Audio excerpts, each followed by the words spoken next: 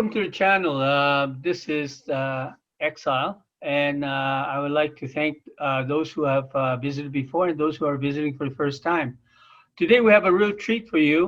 We have an interview with Reverend Clinton Chislom. He is known as the Controversial Clergyman. Now that in itself is intriguing in itself. Now, if you know that Pastor Reverend Chislom served as a pastor, Baptist pastorate in Jamaica for 14 years and 4 years in South Florida. But what's more interesting is that he is an intellectual and academic.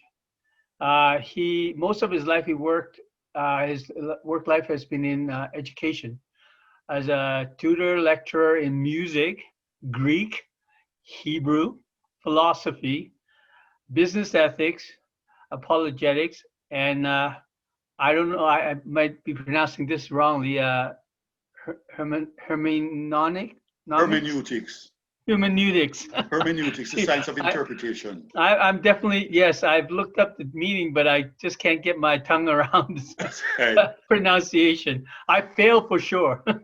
No, you would pass. Anyways, he has taught in several universities, that including Sheffield University, University of West Indies, University of Technology, and Jamaica, and recently served as academic dean of the Caribbean Graduate School of Technology. Theology. Theology. Right. And he's taught in more universities than I've attended. So that in itself is impressive. So without further ado, perhaps I pass the mic to you, Raymond, and you could start us off on this interview. Thank you for that introduction, Asa. And again, welcome. I'd like to echo welcome to the Reverend Clinton Chislom. We're very happy to have him here. My name is Raymond Grant, and my co-host is Asa Sue. I would just like to remind everybody that, and welcome to our audience too for joining us. I'd just like to remind everybody that if you like what we're doing on the channel, do not hesitate to hit the like button. And if you would like to keep up to date with what we're doing, you can feel free to click the subscribe button and subscribe to the channel. That way you'll be notified of new videos as they are published and uploaded. One other thing, if you don't like what we're doing or saying, feel free to comment. We never usually all agree on this channel. For example, we have the Reverend Clinton Chislom on today. I am sure I'm going to disagree with some of what he says, but we do so in a respectful manner on this channel. Quite in order. Safe space. I am religiously not religious anymore. I was very religious when I was young. I now consider myself some sort of an agnostic when it comes to religion. But I realize the value of religion as it was in terms of my own development as a person. So again, welcome, Reverend Clinton Chislom. Thank you for joining us. Before we Thank you, my friend. Before we start, may I ask, you told me you're in Florida. As Asa said in your introduction, so you're in Florida.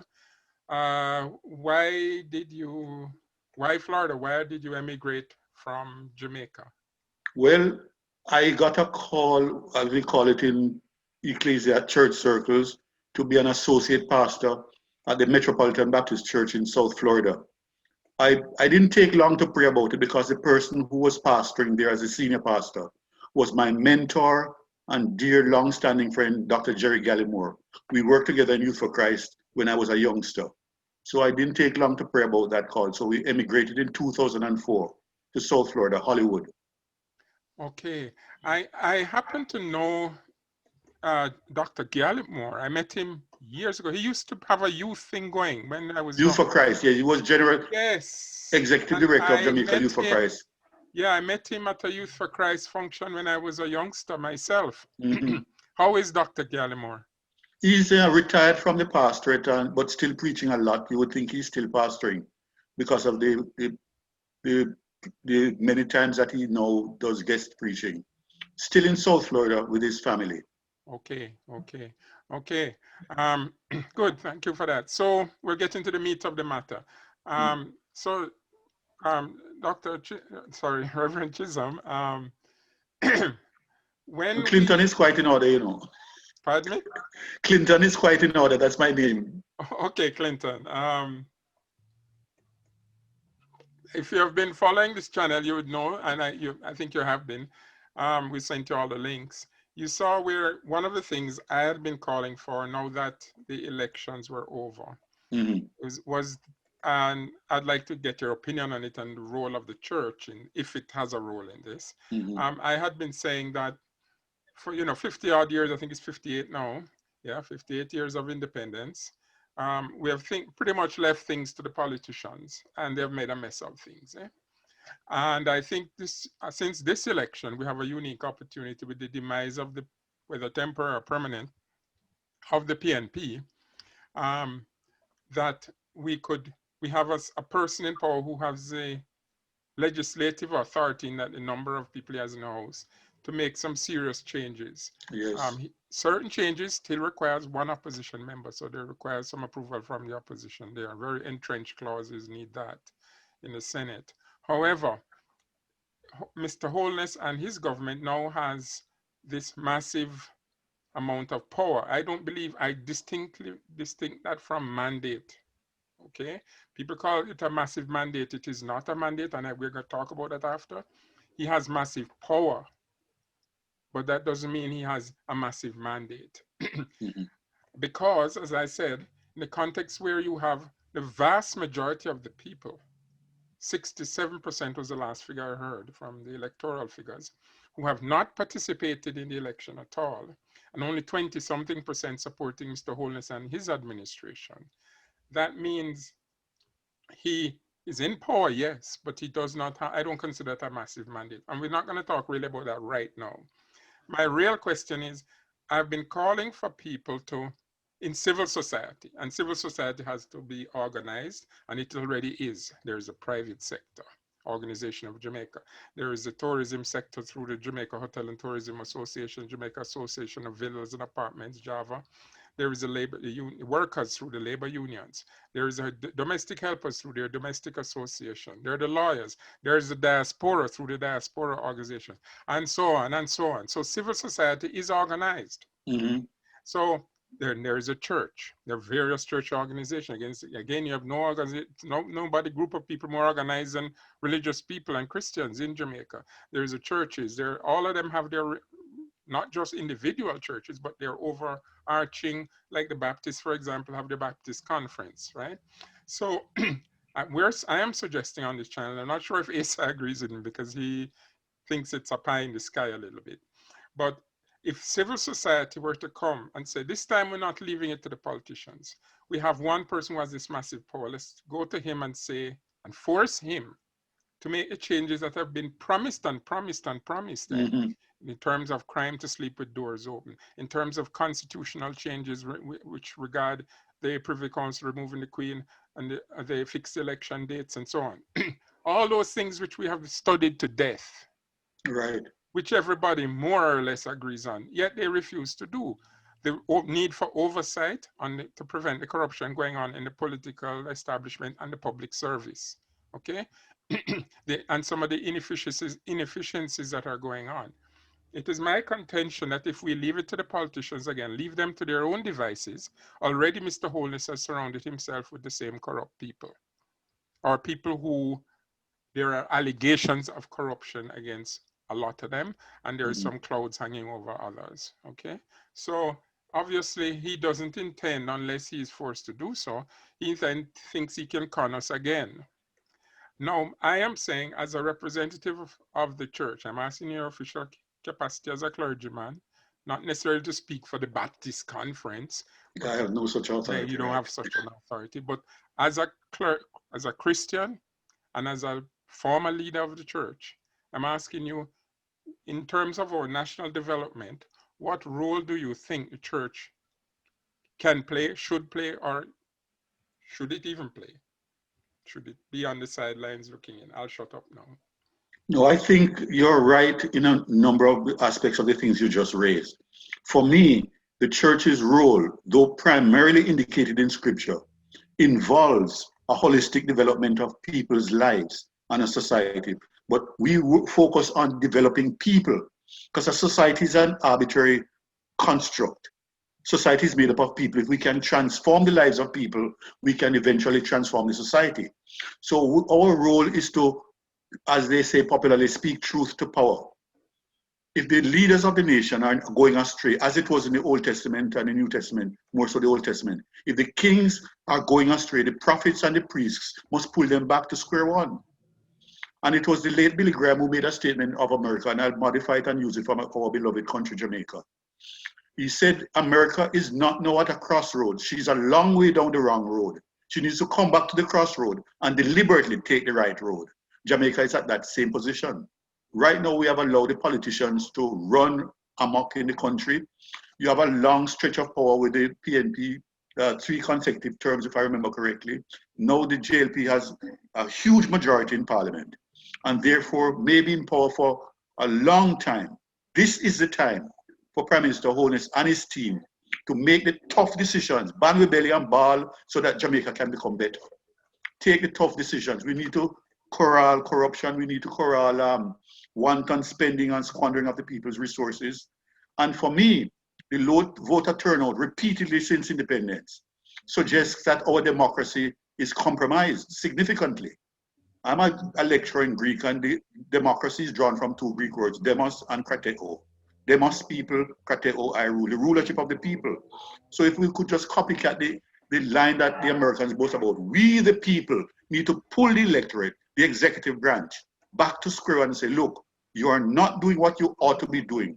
We as a church, we are going to hold you responsible. We are going to hold you accountable, just like all of the civil society groups. And we're going to not back off until you come back to the crossroad and resolutely take the right road. So always this holistic development. There's a passage in Luke 2:52 talking about the young Jesus. He grew in wisdom, in stature, in favor with God, and in favor with man. And those are 4 pivots of holistic development. Wisdom, academic development, mental development, brain development. Stature, you grow physically. If you're eating and you're drinking and you're resting and exercising, that will happen naturally. In favor with God, show due respect for a higher power than ourselves. We did not cause ourselves to come into being, nor to remain in being. There's a supreme power above all of us. And then in favor with man. So socially, we have to be linking with one another. We are a people group called Jamaicans. We are a proud people group. We can do much better. We are skilled as anybody else. We are qualified as anybody else. Let's just harness our best resources and move up holistically. The church has to be the engine behind that 4-fold holistic development. Academic, natural or physical, spiritual, and social. We must never back off as a church corporate in that regard. And remind our politicians that we cannot be satisfied that we have the majority of seats in parliament when only a minority of the people actually exercise their franchise. We need to increase the franchise to everybody and encourage people, make them want to vote, play a part in their responsible, growing, maturing democracy.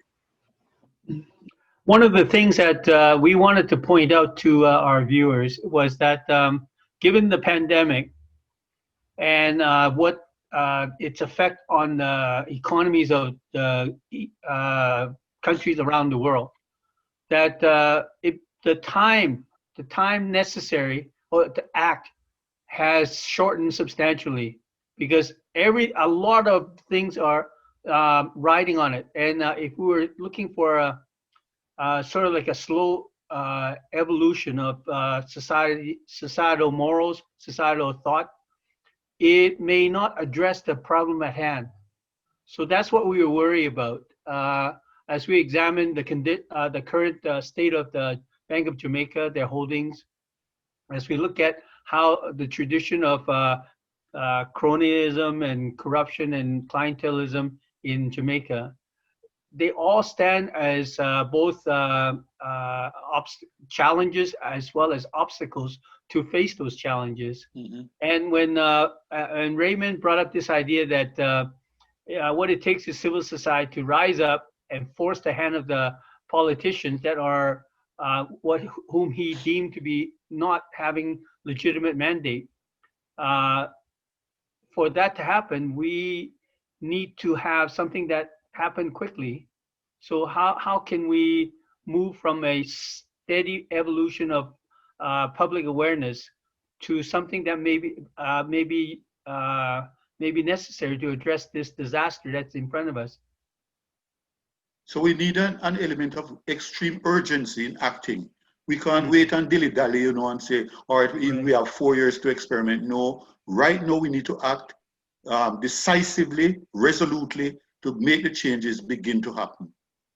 And it's only when people, the civic societies, civic groups need to be the engine of arguing for and prompting that kind of urgent approach to transformation of Jamaica. Yeah. Your mic. Yeah, I know. I usually mute my mic when you folks are talking. It helps to prevent some background noise coming in. Okay, now Jamaica, as we said before in a previous program, has, according to the Guinness Book of Records, the most churches per square mile than anywhere on earth. That's in the Guinness Book of Records. So obviously the church is a very powerful influence in Jamaica. Now, some church people have made the mistake, and that was made very recently, and formed a political party, and which came to disastrous ends. It didn't even contest the election. The reason why I bring this up is that there is this feeling among many people, and I think it would be an objection raised with us and to what I'm proposing. Well, it's a free country. Why don't you go out and form another political party? Which is what this group of church people did, disastrously. And prior to that, there was a group led by a former Prime Minister called Bruce Golding, which called the NDM, the National Democratic Movement. And it also went nowhere. Everybody lost their deposits. And what I'm trying to explain to people is that people are saying, well, that should be the way it should go. And I'm trying to explain to people that we need more politicians like we need holes in the head. This is not, no, seriously.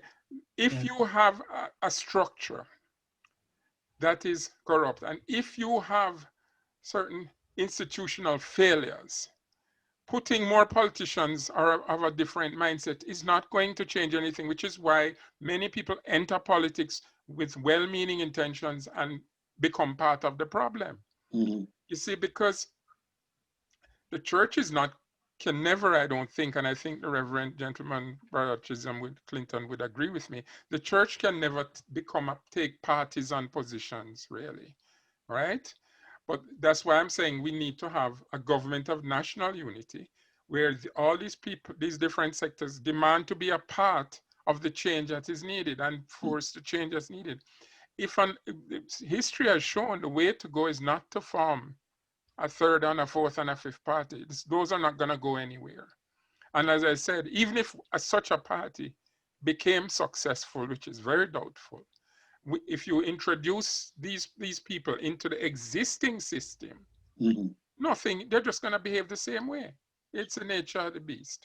Yes, a double-edged change. The structures have to be transformed radically, and you have to have transformed people who are exercising themselves holistically and wholesomely within those transformed structures. And that's where the frightening thing is, because you look at the campaign, it's more the same, election goodies to the various parties that they normally name, looking at jobs and housing and whatnot. And then on top of that, the government in power is minimizing the situation. Like Chislom was saying that the current situation is dire, and there's got to be a sense of urgency. But the vast amount of the population has been inundated with this message, both from the incumbent as well as the challenger, that it's more of the same. So the sense of urgency is in there, and if given that be the case, I'm a little bit worried as we move into the the second part of this pandemic, where various countries are experiencing the start of the second wave, and the fallout hasn't even happened yet. As you can see that, like in the United States, people are just happily pushing the stock market around for their own gains, and the situation on Main Street is still like rife with unemployment, bankruptcy, and all kinds of those economic calamities to come. So if we're not aware, the awareness is not there, it'll be hard for them to be rallied to a cause. Wouldn't you think? Yeah, it's going to be very difficult. You cannot get who is it? The horse or the carriage?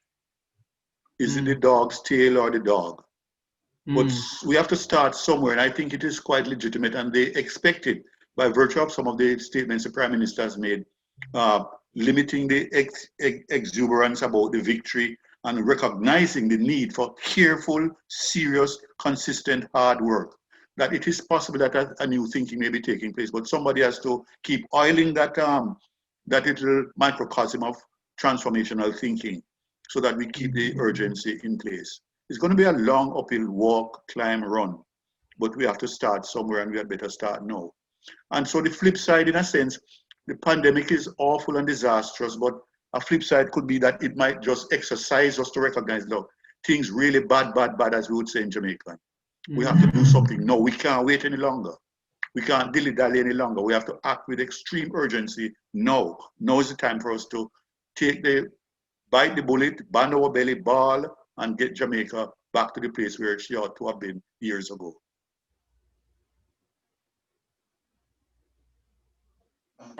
Talking about balling,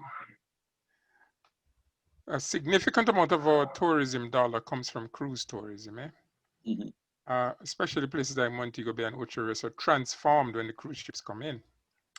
The largest cruise line in the world is Carnival Cruise Line. I've been on there several of their ships. They're like floating cities. Carnival Cruise Line is canceling all cruises it's canceling cruises up to 2021. And selling off ships? They're selling cruise ships. Disney Cruise is canceling as well. Those are two huge players in that industry, and the smaller ones are following the suit. So this euphoria since the JLP win of and this pre-election BS about promising how much things and the basket of goodies that were being promised, is carried over, and people feel that. And what is disappointing to me, Brother Chislom, is that there isn't this sense of a crisis. There isn't any sense of urgency. As a matter of fact, the private sector organizations that I've read so far have been so busy patting Mr. Holness on the back, and as if, okay, you're good now, and back, fix everything. You might need back therapy soon. Yeah, the church is, I think there's a couple, each of these are key players. The church, I think, is one of the biggest key players. If the church is involved in this, it will give it an extreme amount of momentum. And that's why I think I'm so happy we have you on today as a significant person in the church, because I want this to get out to the church, that the time, because there is also a teaching by some Christians that politics is not for church people. We must just sit back and wait for the pie to come in the sky. After death, you go to the heavens and whatnot. And that's fine. You can believe what you want in that regard. But as you mentioned earlier, you agree that the church has a role to play nationally. Well, I think history has shown us, like, for instance, Desmond Tutu, a very famous player in history, was in fact instrumental in turning tides. And as much as the politician has lost a lot of moral authority to act as a honest honest citizen or honest representative for the government or for the people, the church has the moral authority to act and to basically point out all these different areas where ethics and values have been sidelined, and for the sake of the benefit of the few powerfully connected people. So I think the church can be quite instrumental in that regard, and there will be no conflict in terms of theology or theory or thinking, if in fact they are able, if they want to step into the arena. Okay. Not as a third political party, as you mentioned, but as a moral leader, of the people. And since if Jamaica has that kind of density in terms of followers of the faith, then I think that may just be the lightning rod that this movement needs. And a classical example of what you're suggesting there is the Peace Management Initiative in Jamaica. Though not pioneered by the churches, many of the leaders of the Peace Management Initiative in various parishes have been clergy persons or committed church persons. Montego Bay or Baptist pastor there, Reverend Everton Jackson, was the leader down there. All over Jamaica in the various parishes, the Peace Management Initiative have been led largely by clergy persons. And so we have that role of societal transformation and we must continue to play that role. Reverend Clinton, you will recall the Morant Bay Rebellion was led by one of your parishioners, Mr. Paul Bogle, correct? I was going to say your parishioner, one of your faith anyway. You're right. I don't think he was a preacher. I'm not sure if he was a preacher, but he was staunch Christian. Yes. And the person who, George William Gordon, I believe he was a Baptist minister. Right. And you have Daddy Sam Sharp, a Baptist lay preacher in Montego Bay. Yes. Yeah. So obviously the church, in particular the Baptist church, has a history of playing a role in Jamaica's development. Significant history, yeah. Significant role that so much so made them national heroes. I again call for the same level of involvement at this time of crisis in Jamaica's history. Again, I'm calling upon the church, the Baptist church, and all the other churches to step up to the plate. We can hand out the awards for national heroes after. Some may get killed like Bogle was. Yeah? Because we're going up against power. You're speaking truth to power.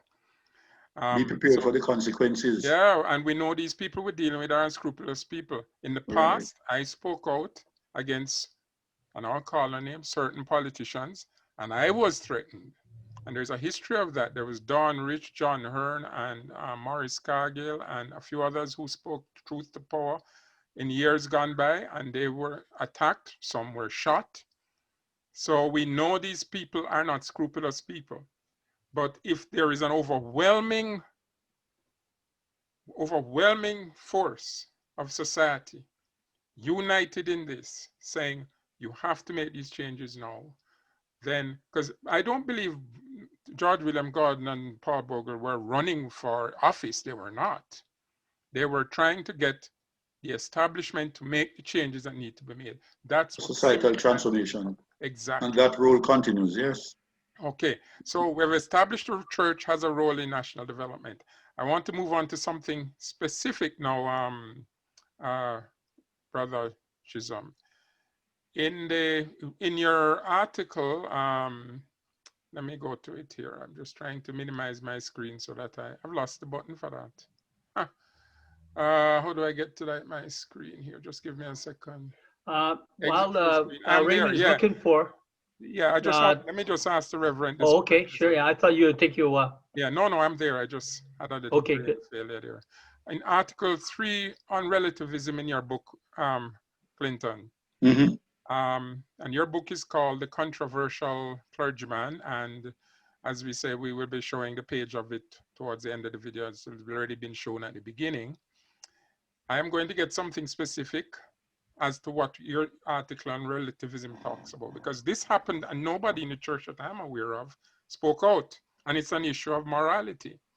There was a case where a married minister of government, who is still in government, in the cabinet, and still a minister, and I'm not going to call which, is alleged to have had an affair and a child with another woman.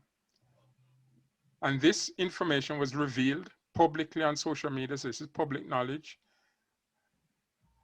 My question is, should this concern the church? Should this concern the public? No laws are broken.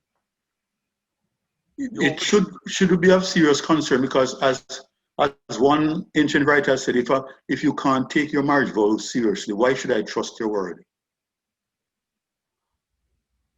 I think if it is the same incident that I'm having at the back of my mind, I know the person was chided in a particular parish where the person whom he got pregnant lived. Mm-hmm. But I never read that it became a big thing. But it certainly did not die a natural death. It was haunting him for years because people kept reminding him, it is immoral, it was immoral, and you ought not as a leader in the society to behave this way. I know it's very common among ministers. This one is not that one. This one is very recent. Okay. Just before the election. Okay, no, I didn't hear about that one. Okay, he's a current serving minister too. I'm not going to go further on that, but bring up it's the exact point I wanted you to bring up, Brother Chislom. Yes. These people, every minister of government takes an oath of office. Mm-hmm. And just in that oath, they claim to serve us and so on and so forth and so on and be honest and so on and so forth.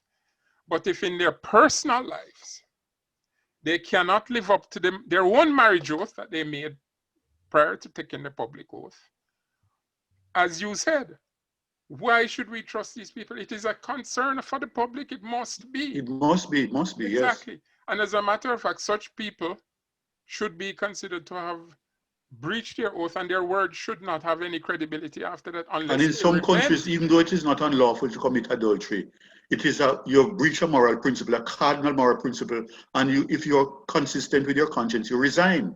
Exactly. Or you're asked to resign, or you're fired if you resist offering your resignation. Yeah. Yeah. And those are high values that we need to hold up before all of them. Well, you have said it all. I was going to add something else, but I think you have said it all.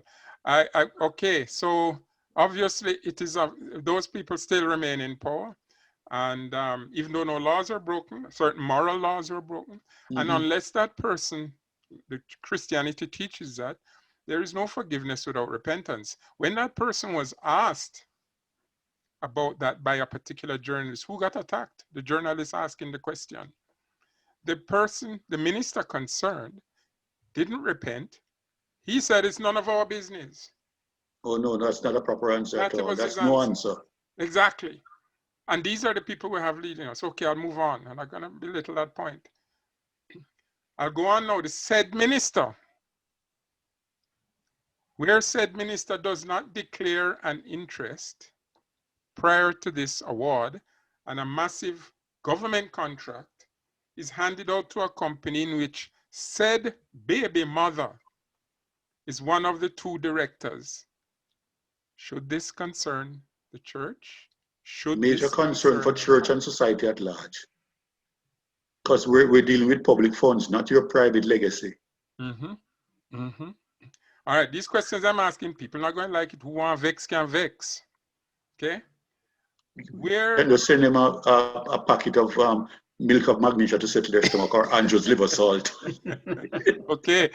In question 2 of your article 3, Brother Chislom, I'm going to ask a question which is related to that. Why is the rampancy of corruption, coming around to corruption now, more a failure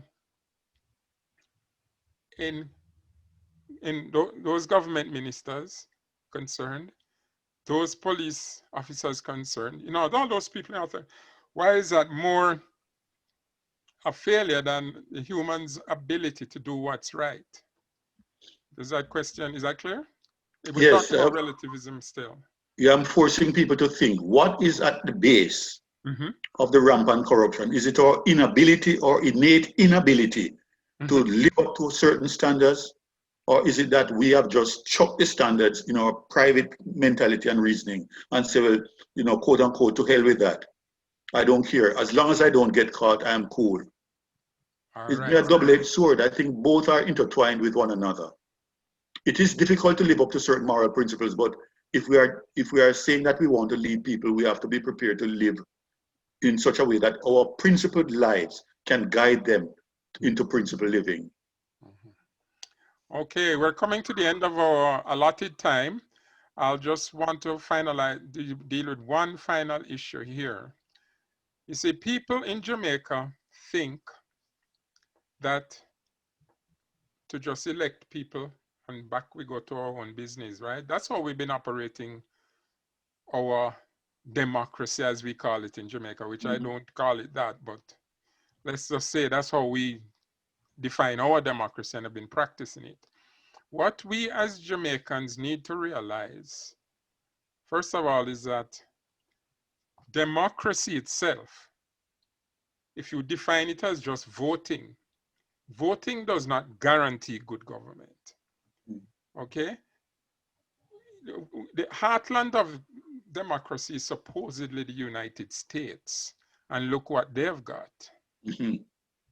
Okay? So obviously, if democracy or voting does not guarantee government, what does? That's why I don't define democracy, what's going on in Jamaica, where 20-something or 30-something% of the people vote. That's not democracy. What is democracy is what I am talking about, where civil society, all of civil society, including the church and the Baptist church, have been leaders in the past in this, engages the political establishment, engages with them to force the changes necessary. And that is what Paul Bogle paid for with his life. Sam Sharp, right? George William Gordon, all those people, we call them national heroes, but you know why? Because those people, at the risk of their own lives, got out of their comfort zones. I know in particular, George William Gordon and the guy there, Sam Sharp, if I recall, were reasonably comfortable in their zone, right? Church leaders and all that jazz. But Paul Bogle was more sort of in the masses and hungry and stuff, if you want to say that. But these people came out of their comfort zones and engaged they spoke truth to power and engaged with that. And they hung Mr. Bogle in the square, yes, but they set an example for us to follow, just like how Jesus set an example for Christians to follow and paid for certain things with his life. It's the same thing. So on that note, I just want to say, Brother Chislom, would you then, I'm putting you on the spot here, would you say then that you endorse my call for that? Oh yes, somebody sent me an email along the same line, and I said, I'm right on board. I'm in Florida, but whatever I can do to help, I am willing to do. I've agitated for things of that nature in the articles that they have published in the Gleaner or the Observer. I maintain that we have to keep vigilant and be prepared for the consequences. The blood of the martyrs is the seed of the revolution. Exactly. If we're going to transform Jamaica, some of us have to be prepared to die for our beloved country. Thank you. And Asa is a doubting Thomas, because he doesn't. Well, that's what I'm not so much doubting Thomas as that I want to ask perhaps both of you who are more in touch with the situation in Jamaica on the ground. Do you see any evidence of this awareness? Again, I worry about the awareness within the churches. That there is is there a call to arms, call to action for those faith leaders to move, to start examining, start protesting, or start making their concerns known to the powers that be. Yes, there is a move. The Jamaica Council of Churches, just prior to the election, watching the disregard, the total senseless disregard for the protocols of safety for people's lives, asked the government, but I think it came too late, to put off the elections, but came too late, and made recommendations as to how we can transform, how we operate politically. We don't have to campaign in the same old Buga Yaga way. We can find more sophisticated, modern ways of campaigning. Yeah, that is one umbrella group, the Jamaica Council of Churches. There's the Jamaica Association of Evangelicals. I think they are now called the Jamaica Evangelical Alliance. The umbrella groups are coming together. So they're forgetting the narrow denominational labels now. There's an umbrella group of churches, and they are making recommendations to government as to how we can transform the society, so that if, to the extent that those suggestions and recommendations are taken seriously by governmental leaders, something can happen. And I know these guys and ladies are not going to back down. They keep pressuring. They can be rejected, they might not be listened to, but it cannot be said that they are not making the recommendations and they are not pressuring government to change. But as well, we need to unite with other sectors of civil society. For example, precisely, yes. If the private sector joins hands with the religious groups, the private sector funds these parties. If the private sector is there and we put it on the line, hey, if you don't deal with this, no more money from us. Simple That's right. That.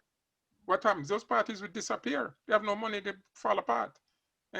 So it is so important for these different groups to engage. The diaspora right now, we lack leverage because although our remittances are now the main support of Jamaica because tourism is dried up, that leverage is really not there because we still have to send our money to our loved ones or they will starve.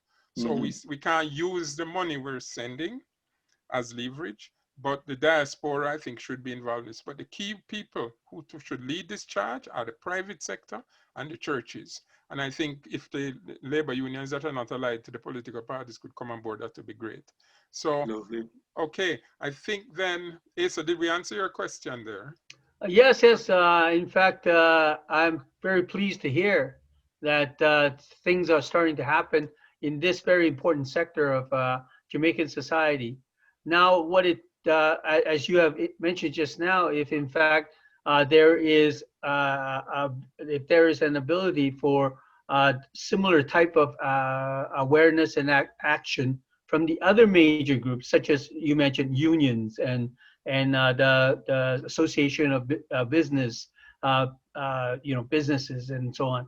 If they are able to get together, then that would be quite a formidable force, and they'll be able to speak with if they're able to speak with one coherent voice to the government, then regardless of what so-called quote-unquote mandate that JLP has and Prime Minister Hollis has, they have no choice but to listen, because then the groundswell, just like all these Republicans in the United States who went back to their hometown was faced with these mobs in their town hall saying that, hey, you don't touch the Medicare, you leave that alone. And in fact, it was effective. So yeah, I'm sure that if in fact this takes on a certain momentum, that it may just do the trick. But again, the time for this to happen, to be effective, is getting shorter and shorter. It's now. Yeah, it's got to be right now. I mean, as Raymond's research on the current foreign reserve for the Bank of Jamaica is running low, and they will soon have to borrow. And our interview with one of our guests, Dane Anderson, he too see it as they have from his vantage point as being a former government official in the tax department. He could also see that they will have no choice but to borrow because there is just no income from the traditional sectors. Sources, yeah. Yeah.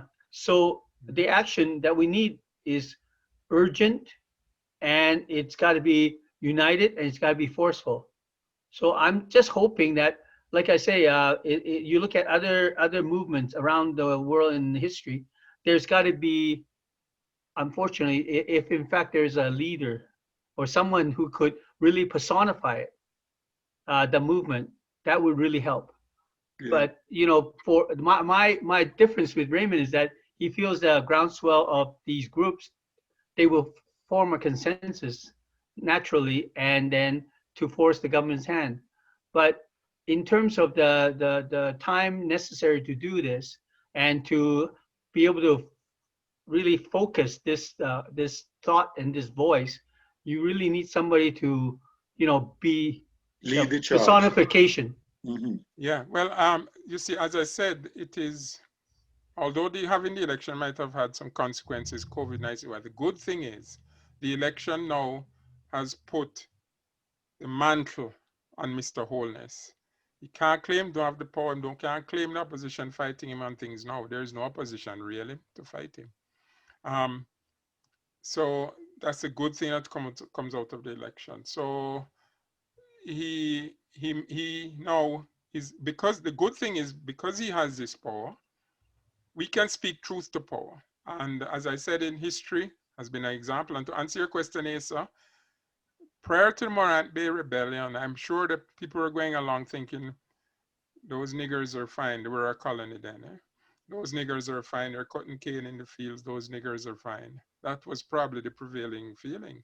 And then up came Paul Bogle, Sam Sharp, and George William Gordon, and nearly upset the whole apple cart. As a matter of fact, things got so bad, the governor had to be replaced, and various reforms were brought in following that rebellion. Correct? My history is correct, eh? Still possible, and it can happen again. Exactly. So don't take Jamaican people for granted. They can only put up with so much for so long.